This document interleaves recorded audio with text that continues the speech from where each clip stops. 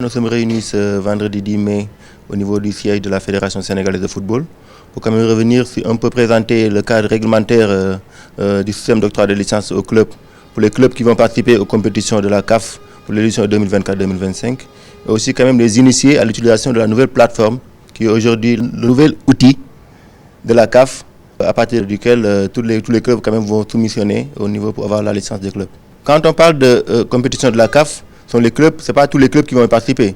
Donc il y a 3 compétitions au niveau de la CAF, Ligue des champions masculine, Ligue des champions féminine et Coupe de la CAF. Pour tous ces clubs-là, il y a des critères sportifs qui sont quand même exigés.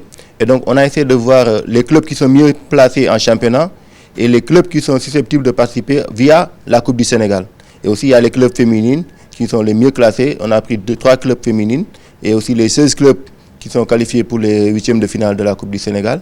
Et aussi, il y a les 5 clubs mieux classés pour le championnat national. Bon, on le faisait avant avec peut-être les 2-3 clubs qui allaient participer aux compétitions de la CAF.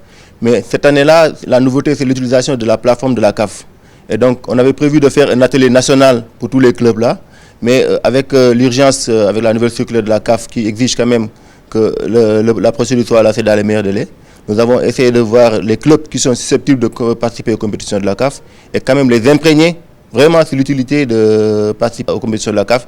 Et aussi pour participer, quand même, il faut être en phase avec la nouvelle plateforme de la CAF. À partir de là, il nous est paru vraiment important quand même d'organiser cet atelier-là, même s'il ne regroupe pas tous les clubs quand même du Sénégal ou bien tous les clubs qui vont participer, susceptibles de participer aux compétitions de la CAF.